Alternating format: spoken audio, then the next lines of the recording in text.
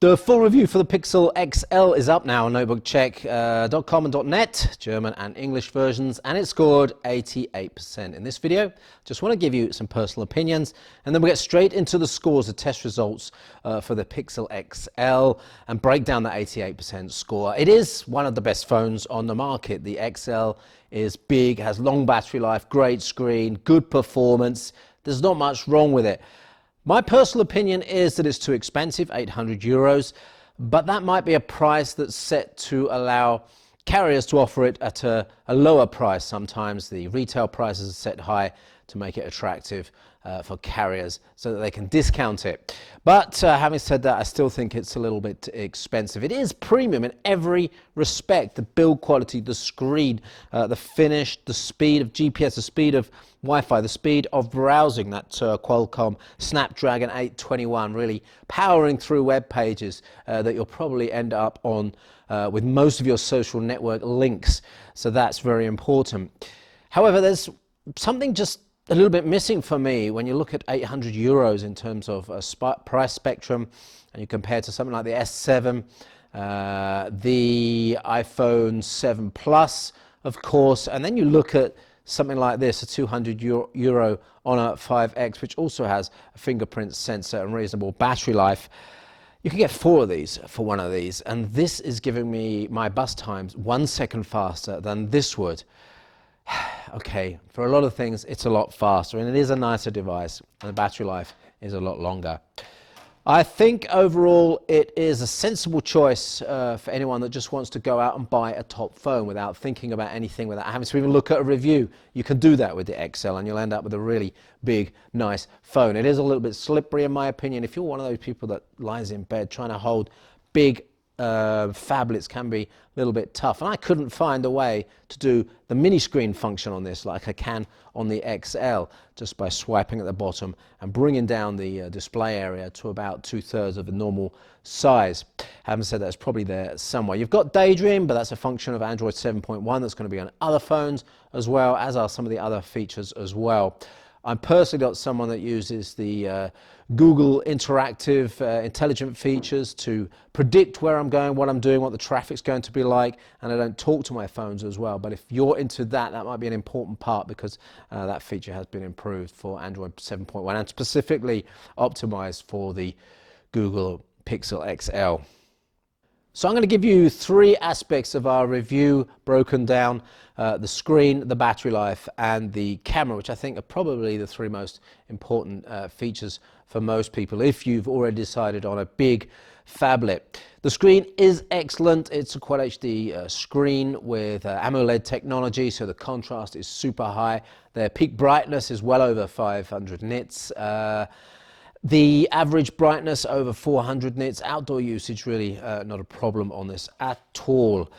Color accuracies down to 4 and 3 deltas for color and grayscale, so they are very, very acceptable as well. As we move towards 2, getting even better, you won't be able to tell the difference between colors and the real colors in the real world. So that's a great screen on the Pixel XL, no doubt about that.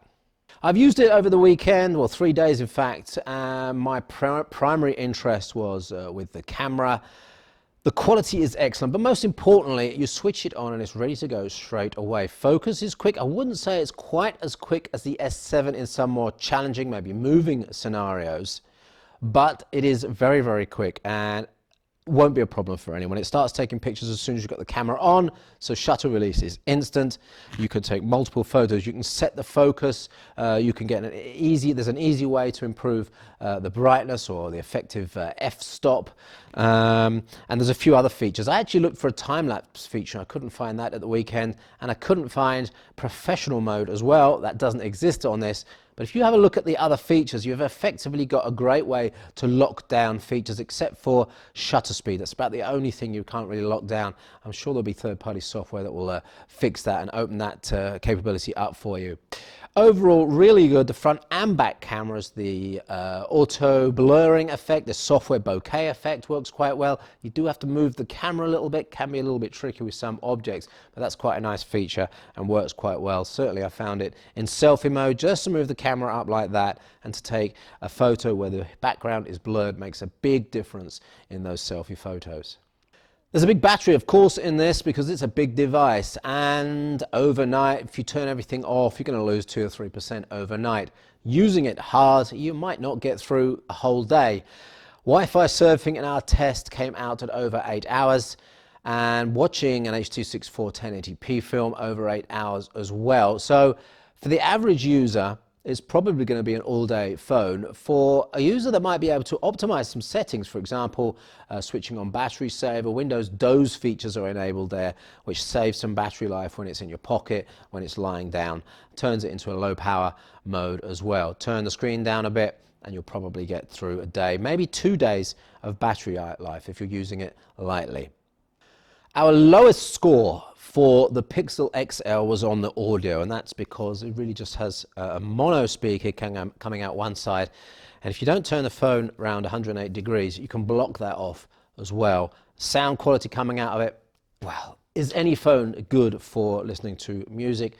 No, in my opinion, but it does give a reasonably loud sound that might be worth it if you're using it for maybe in the kitchen, listening to the radio. Oh, there's no FM radio on this for those that are into FM radios. But that's our lowest score for the Pixel XL. Have a look at the breakdown of the scores though, and you'll see a good range of scores for all the other elements in there. And I do encourage you to go and check out the full review at notebookcheck.net for the English version, notebookcheck.com for the German version. You'll see a big breakdown and a lot of detail about this phone. If you're thinking about spending 800 euros and there's some detail you want to know, it's probably in our review, so go and check it out. Don't forget to thumbs up as well. If you got anything out of this video, don't forget to subscribe to the YouTube channel. I've got somewhere over there a Lenovo Yoga to test soon, I think the 13-inch version. So that'll be coming up on a video soon. And I'm also testing the Lenovo IdeaPad 510S with KB Lake. No, not the KB Lake version. It's the Skylake version. It's looking pretty good as a value ultrabook, but you'll have to wait till the review to see my overall opinion and our breakdown of scores on that one. That was the Google Pixel XL. Don't forget to check out the review. Thanks for watching. We'll see you on the next Notebook Check Tech Review.